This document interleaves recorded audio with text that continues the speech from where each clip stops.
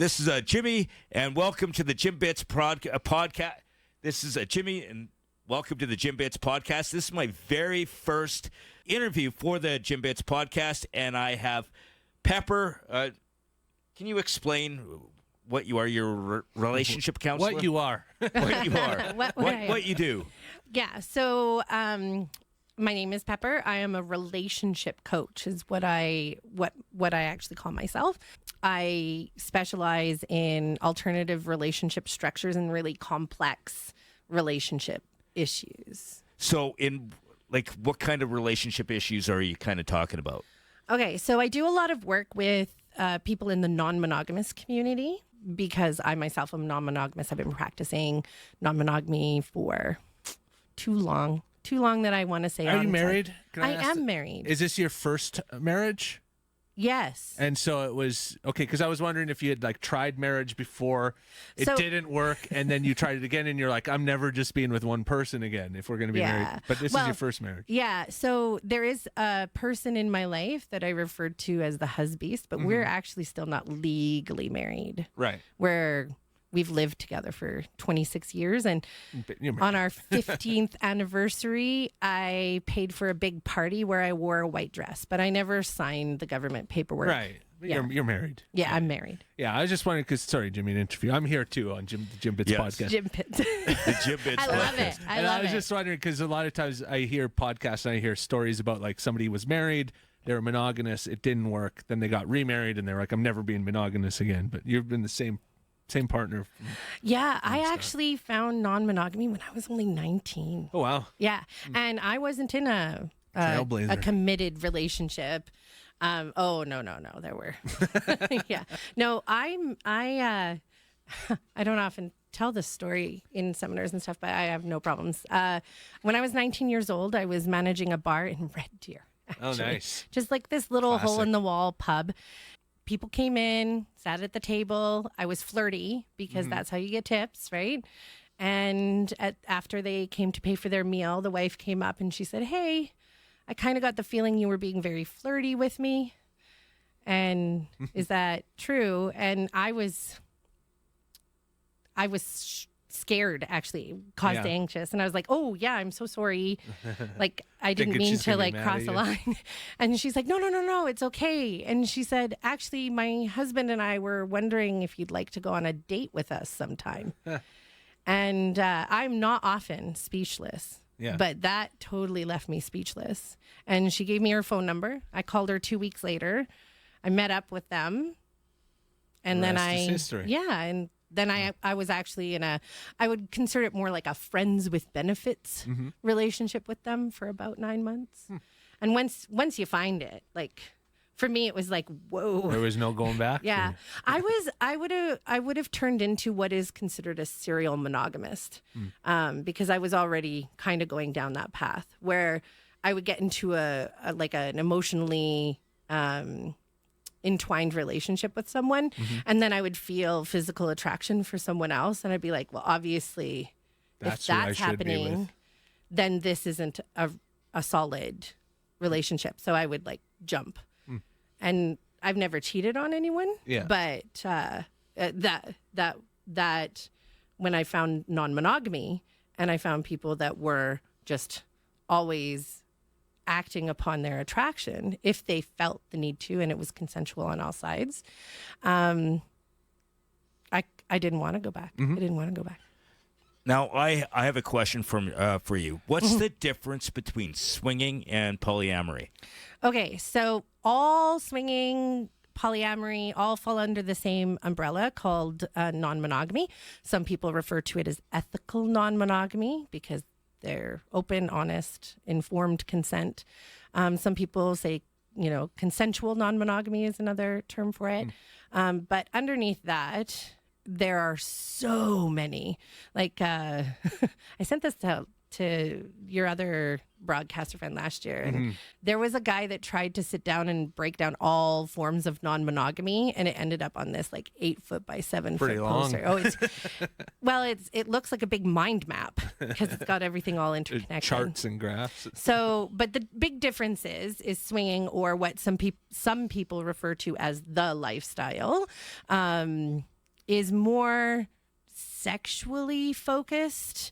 Not a lot of emotional entwinement and commitment. There are some people who swing they call themselves like progressive swingers that are more friends with benefits kind of situation, but there's no intent for a deep, meaningful, everyone moving in together into the same house kind of situation. Right. Whereas in polyamory, there is this thought that there is going to be, hopefully, eventually, a solid, emotionally entwined relationship. I don't like to use the word committed because commitment means different things to different people, and trying to explain commitment in the realm of non-monogamy could be a session on to its own. Okay, so previously we have talked about your swingers clubs and stuff like that and newbie nights. Can you explain what that is, kind of? Oh, okay. So almost every one of the lifestyle clubs or swinger clubs that I've attended, or even There's some of these in Edmonton, right? Yeah, there's one currently in Edmonton. I don't know if I have permission to say it out loud, but if you Google lifestyle Edmonton, it'll show up. Okay. It'll show up. There's another one that's opening, but it can be difficult to work with the red tape around situations like this, because a club like this where alcohol is involved with the fun times can be a little tricky. It can be tricky. Yeah, for sure. But yeah, so hopefully there's another one opening soon, but there's one here. There's 3 in Calgary, 1 in Red Deer. Yeah. And the newbie nights Jimmy was talking about. Newbie nights. So what a newbie night is the clubs have them most often, at least every month, they'll dedicate like a Friday night to a newbie night. And what this is they bring in host couples, or their staff complement is higher. People coming in can get like tours of the play spaces is what they're called. You get kind of like a little mini orientation on the do's and don'ts of engaging. Name tag. I don't see those at the clubs anymore.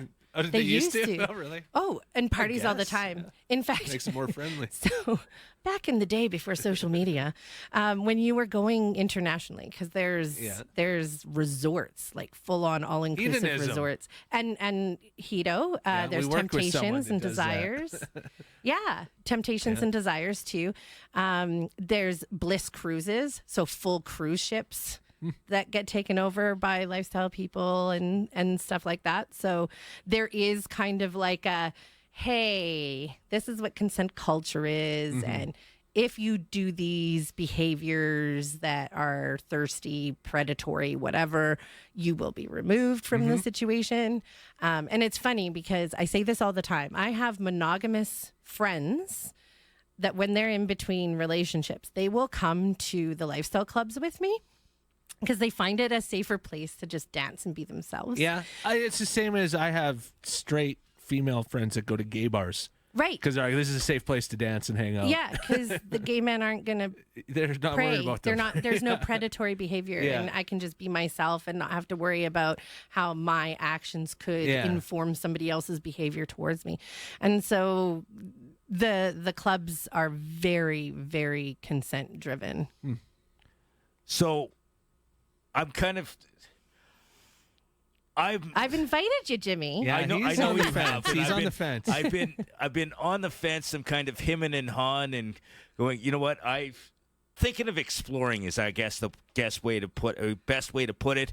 At, like you said, newbie nights is a good way of being introduced to it and stuff like that. So, for someone who's kind of nervous, like I am right now, kind of talking about it, so. There are people that will understand people that are nervous and like that kind of stuff. Oh, yes. So I'm a host at one of the local clubs every single newbie night, which is the first Friday of the month for this club.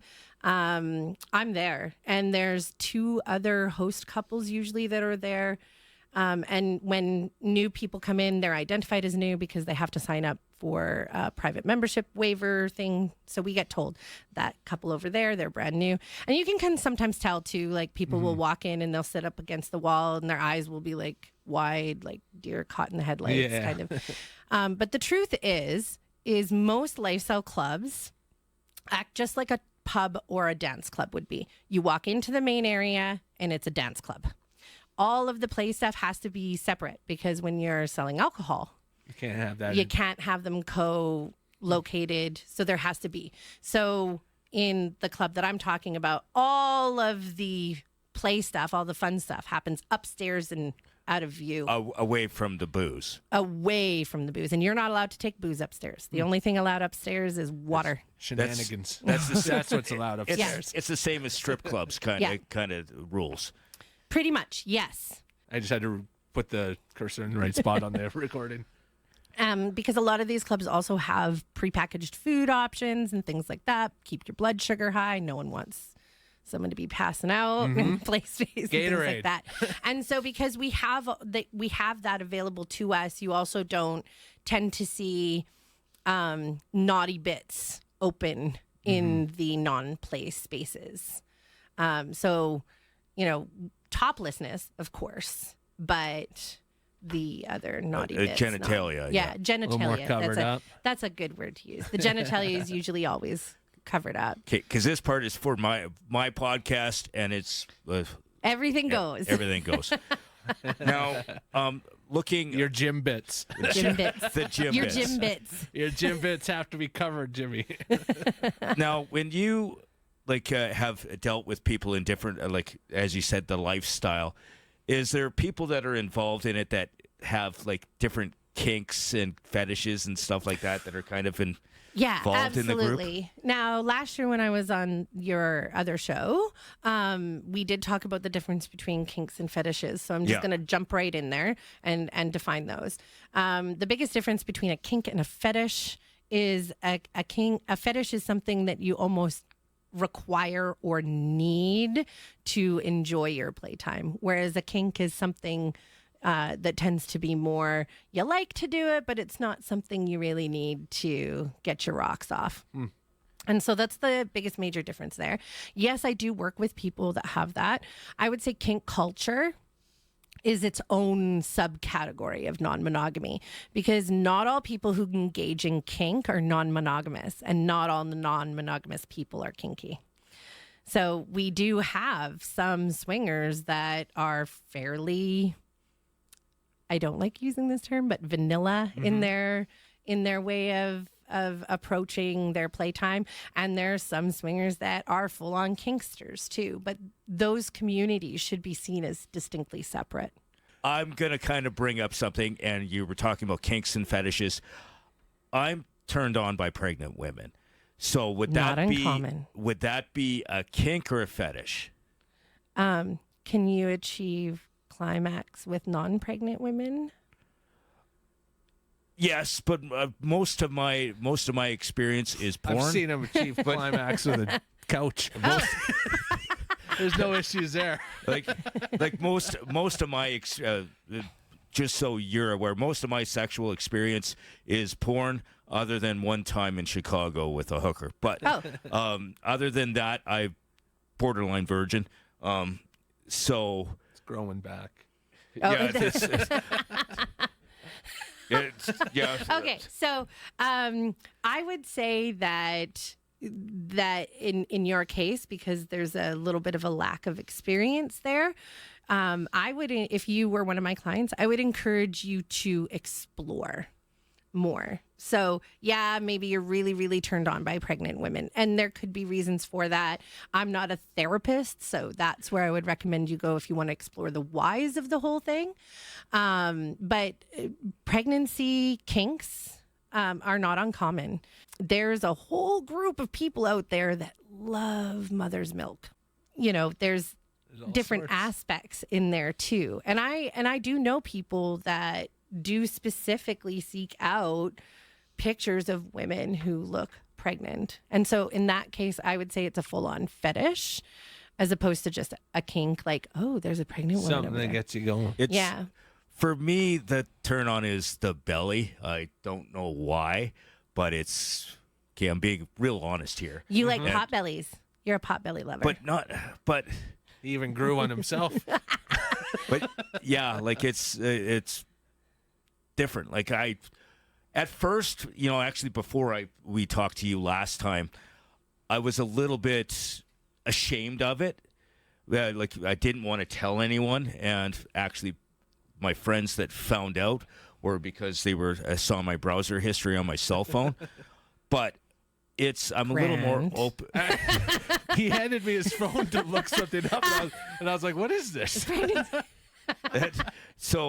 But I'm a little more open now. Oh, I'm glad. But it's, So we were talking about I'm really interested in at least exploring different things. Like you were saying, the kink and fetish. I haven't explored, like just porn. And well, okay. So the reason why I keep inviting you to come out is because I do hear you and Grant on the radio. You're one of my favorite radio shows of all time, actually. And I do miss the previous edition. We do too. Yeah, we do. Yeah.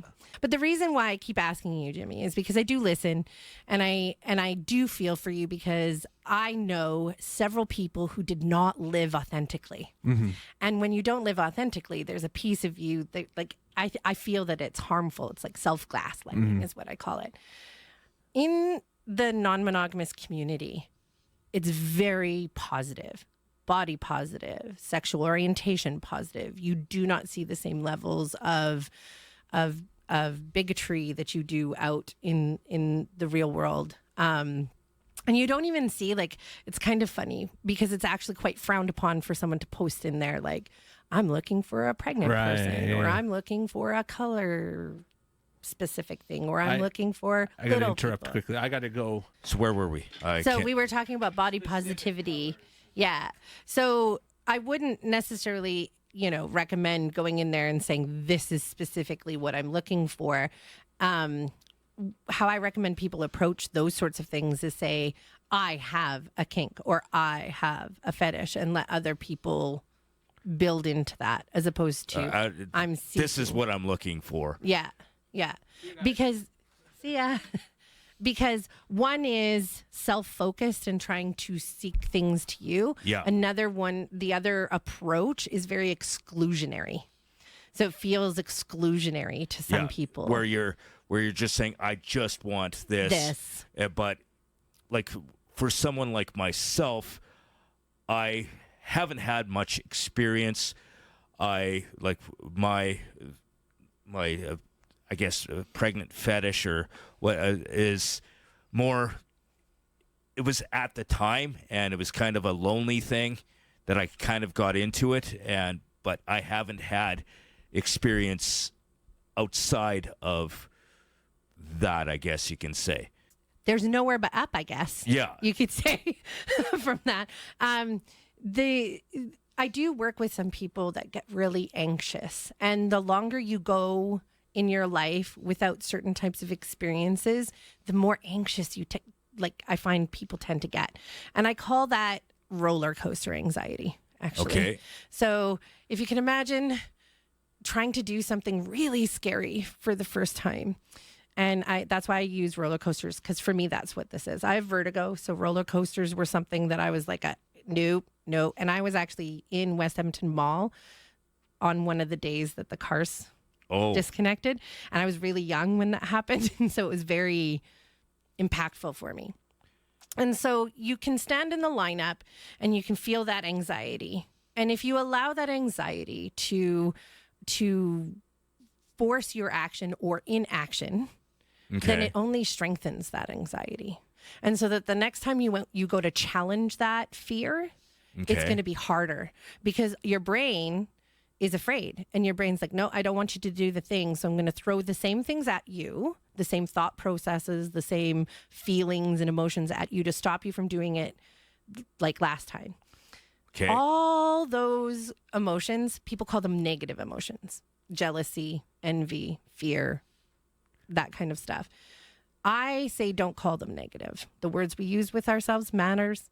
I call them protective. So those anxiousness is usually just there for your brain to say, hey, we're not comfortable with this. It's a potentially dangerous outcome. Really think about this before you do the thing. And so if you're standing in that lineup and you're like, you know what? I know it's dangerous. There's a potential that I could fall out of the car, whatever. I'm still going to do it anyway.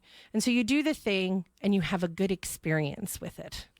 You were excited, there was some anxiety, but there was also a little bit of an adrenaline rush, and that feeds into the dopamine, and so you have a good experience.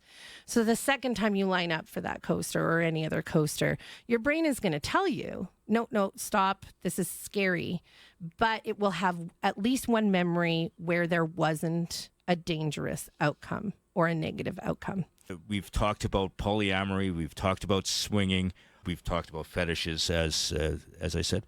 So you had asked me how it would be easy for someone to kind of break into the lifestyle, what advice I would give them if they came up to me. And I do have people come up to me at the show all the time, who attend the seminars.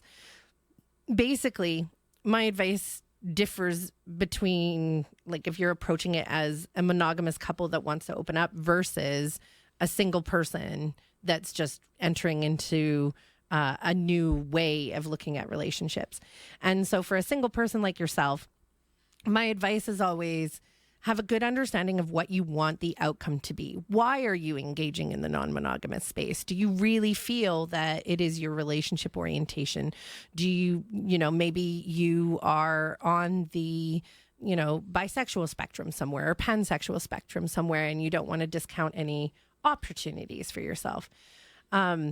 Having a good understanding of what outcomes you're hoping to achieve, and then really sitting down and thinking about, what your boundaries would be. What are your hard limits? Like, there's this concept of soft limits versus hard limits, levels of trust and things like that. Because if you don't have a good understanding of that that foundation, it's really hard to negotiate scenes, relationships, anything like that. So if you don't know what you are hoping to achieve, you don't necessarily have a good negotiation, and it leaves you open to people pushing your boundaries or like steamrolling right over your wants and needs and even autonomy. And usually through no fault necessarily of the other person who's involved. It's a lifestyle. So they come into it assertive or even on the aggressive side of assertive. And if you're like not able to hold or enforce a boundary where it's like, no, that's a limit for me, you're going to get rolled over on that. What if it's someone like myself? Because you kind of intrigued me, and the last time you were here, more to the exploring it. I don't know what I'm looking for. What if it's like, I don't know what I want from this? Okay, well, research. I know, that's so sad.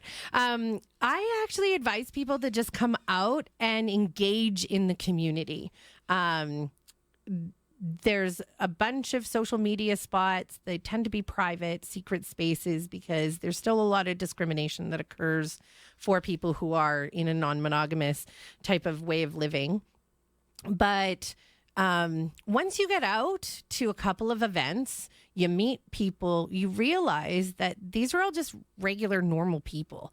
It's just, there just happens to be a space upstairs where there's some partner swapping going on, right? Yeah. So just get out and with the intent to not, like, go out with the thought, nothing is going to happen tonight. I'm just going to go out. I'm going to have a drink, or I'm going to sit down and have a coffee, and I'm going to watch the show. I'm going to watch the way people interact with each other. Okay. I'm going to watch and listen. I'm going to ask questions. I'm going to tell people, I'm fairly new to this, but my friend Pepper suggested I come to this club, and that people here were really nice. And people will go, oh, you're new.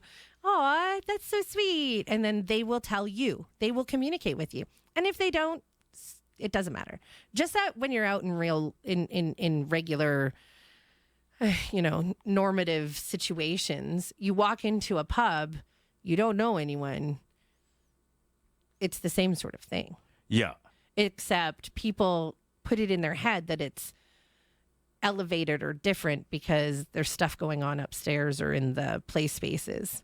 You never have to watch people in the play spaces. It's like going to a rave in some cases where, you go to some of these raves and people are very scantily clothed and they're just dancing around and having a fun time. You don't have to engage in it. I know people that come to events, never play. Like what if, like for someone like myself going there, what if you wanted to go see what was going on in the play spaces? Like, just, is that allowed? Ooh, so it depends on the organization, the party space or whatever. The club that's currently open here in Edmonton does not allow voyeurs into the play spaces except for a specific theme night called Voyeur and Exhibitionist Night. Okay. And the reason for that is because not all people who engage in the community are exhibitionists. Okay. Yeah. So okay. That's understandable. And right. And yeah. so on if you were to go on like a night, even if you don't go on newbie night, if you tell the club owner, get there first thing when it opens, tell the club owner, whoever's checking you in, this your first time, and you would like to have a tour of the play spaces and an overview of the rules. Every single event company, club owner, everything has the rules for engagement and things that will get you removed from the community posted very clearly. Yeah. Like there's rules posted very clearly. And usually you don't even get a warning. So if you're being predatory, you usually don't even get a warning. The security person will walk right up to you and say, hey, tonight you're going to have to leave because you've made someone feel uncomfortable. Right, and honestly, Jimmy, I don't sense. think you would be in that situation. No. It's just be you. Yeah. Just be you. You'll find people, guaranteed. All right. This is very enlightening. I really do appreciate your time. Now, one thing I always do whenever I do a podcast with somebody else, for someone that is in the lifestyle or looking to explore it, do you have one sentence, like one word way that you would tell someone? Because I know you've said to me a number of times throughout this conversation, be yourself and try not to be anything else. Would there be something else that you would want to tell someone? Be open. Be open to the experience of it, as opposed to focusing on the end goal. Life is about the journey. It's about the experience that you go through. Okay. And the lifestyle, you can learn so many things about yourself. And not just in the sexual realm, but in the realm of, your emotional intelligence, your ability to communicate, your ability to hold boundaries. I say this in my presentation, and it's in the last slide of my presentation. And it basically says that one of the things that you experience when you engage in the lifestyle, because there is an expectation that you're able to communicate, that you're able to express boundaries in a healthy way. When I really leaned into learning about how to be safe in non-monogamy, it impacted my other relationships in such a strong way. There's no one in my life, not friends, not family, that I have an inability to hold and enforce boundaries with anymore. And I did growing up. And so it has a ripple effect outside of the lifestyle and into all of those other relationships. So be yourself. Have strong understanding of what your base needs, wants, and outcomes are. All right. Don't go into situations with predetermined expectations because they'll always, always be dashed. Yes. And be open to other people and other experiences. And I guess lastly, I had something and it just kind of flew right out of my head. Be yourself. Yeah. Sorry. There was one more thing that I talk about. Oh, your expectations will never match reality. It's like you hear this all the time. Never meet your Your hero. your hero, don't ever meet your hero. They'll never stand up to it. If you go in thinking this is what my experience is going to be, and we have, as humans, we naturally want to do that. Our brain wants to put a box around the experience so we know if it's safe or not for us. When we go in with that, it can sometimes be limiting and shocking when we don't achieve it. And disappoint yourself. And right. Like if you're disappointed, you're setting yourself up for disappointment. Yes. And then you had a bad experience, and then you might not want to be involved again or something like that. Let me ask you this question. Okay. The very first time you got up on stage to strip, because this is a good example. The very first time you did that, I bet you were practically throwing up. So anxious. So you probably had a thought of, this is how it's going to look like, this is how it's going to feel, because this is how it was when I rehearsed it. But then you got up there and you did the thing, and it probably didn't feel exactly like you thought it was gonna.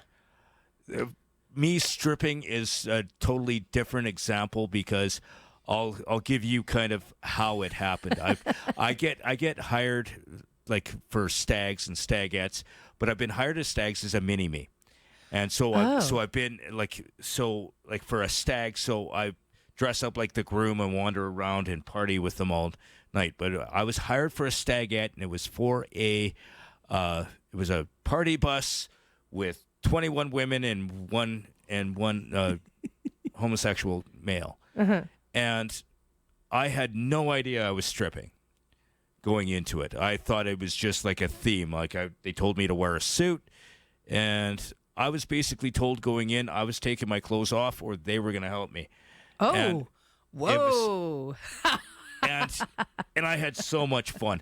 I'm glad, because that's not consent focused. No, but it definitely was. Like I was once they said that, and I'm like, okay, let's do this. And I was ripping off my clothes. They were some of my clothes ended up not in my possession anymore. They took them with them. Oh dear. But I still had the suit jacket, but it was uncomfortable for the first 30 seconds, and then I got into it. And my first stage show, I got talked into it when I was drunk, but I loved, like, I'm an entertainer. That's just who I am.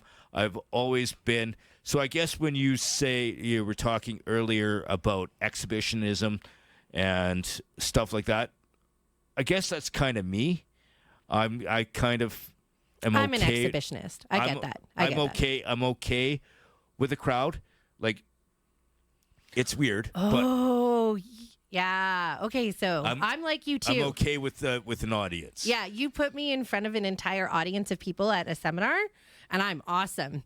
You put me one-on-one in front of someone, and they're having these conversations with me sometimes, and I get what you're saying. I have a background in theater, so I'm very expressive as well, and I'm an exhibitionist. Like, I have a much harder time engaging in play in a small group of people than I do engaging in play when there's 30 people watching me. And it doesn't seem like that would compute for normal people, but for me, it's a performance thing, right? Yeah. And so maybe lean into that a little when you're going out and talking to people. Lean into the fact that you're there to make them laugh. That's... Because do you know what's sexy? Laughter. Someone who can make someone laugh makes them feel comfortable.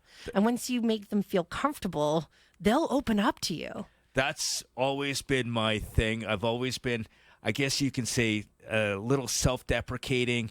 I always laugh at myself and then other people are comfortable because they don't have to worry about offending me or, making me feel uncomfortable. If I'm okay with being comfortable with myself and my, I don't know, okay, so here's possible here's insecurities. Coach Pepper is going to come out here. Can Coach Pepper come out for a little bit? Yes. So Coach Pepper is going to say this to you. Self-deprecation is a good in, but it needs to stop after you've broken through that ice. Because if you continue down that path, it actually creates a barrier. and it will make people awkward. So it's not like you're standing on a stage and you're doing the thing. There is a gentleman that communicates with me in this way. And I think he thinks that it'll make him less scary as an individual if he comes in softer. And that's not always the case. A lack of confidence is a mood killer for a lot of people. And I know that's a hard thing for someone to hear because I also struggle. Everyone struggles with confidence issues. I've worked with people in boudoir shoots and things like that. And you could look at someone who's like, I call them a conventionally beautiful person, and they have anxiety about getting naked.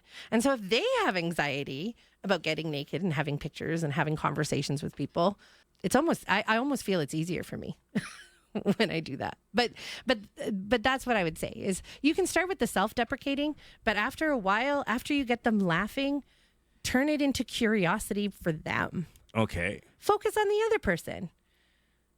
Do you know what people love? To Talking tell about themselves. and their passions. So when I'm struggling, that's where I go. Tell me something you're passionate about, Jimmy. Teach me something you're passionate about. Well, thank you so much. I really appreciate that. And I will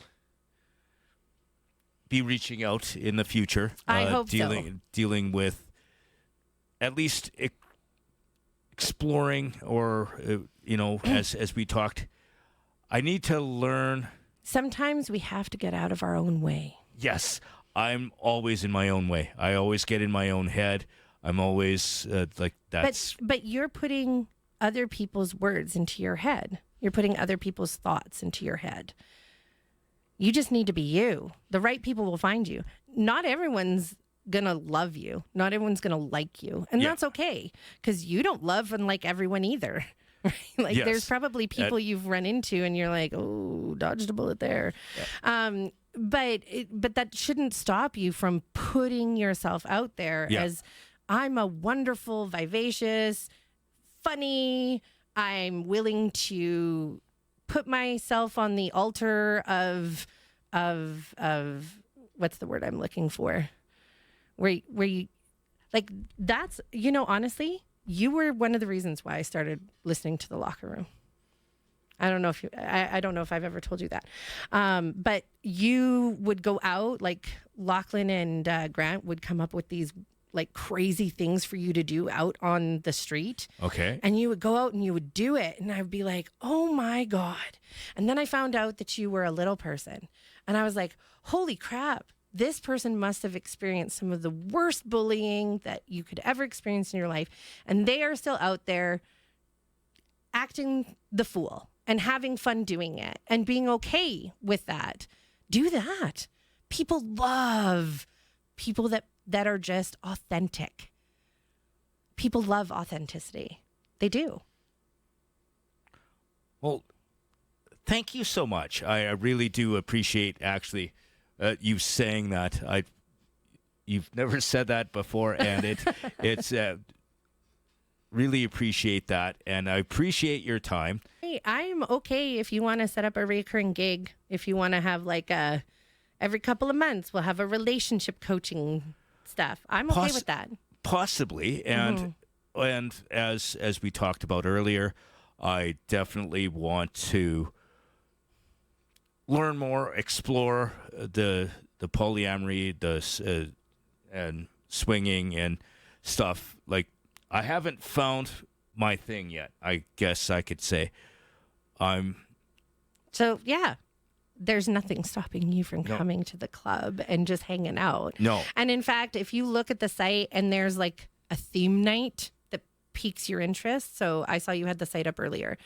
And so if you go to that site and you look at their events list, it'll tell you, see the upcoming events. There are themes every single weekend. And so if there's a specific theme, like there was like in May, there was a Star Wars themed night. Oh, wow. I dressed up as Kiara. Oh, wow. Yeah. That's awesome. Yeah. So, and there you go. kink and fetish night, and that's every month. So if there's a night that you see an event, reach out to me and say, hey, in a month, or they just posted all of these things, and this theme seems like something that I could do. I have lots of outfits that would align with this, because the swing group, it's all about the costuming. It's all about the theme party. Oh, really? Oh, it's all about the theme party.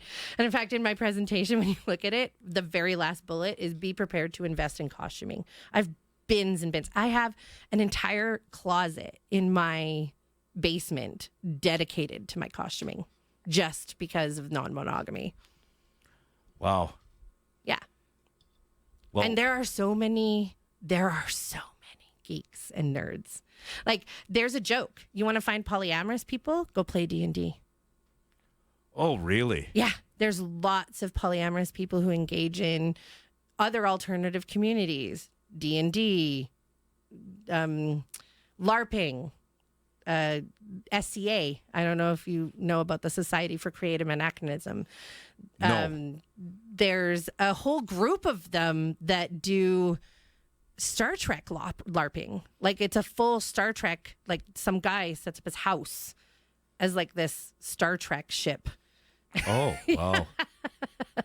And during those LARPing, no playtime. It's just for the LARPing. So just because you're non-monogamous, think about it as like that's just happens to be the one common thread. But there's all sorts of different people who engage in non-monogamy. I actually even went to an Ewok-themed play party once. Oh, wow. Yeah, because there's this whole like Ewok subset of furries. That is, wow. Okay.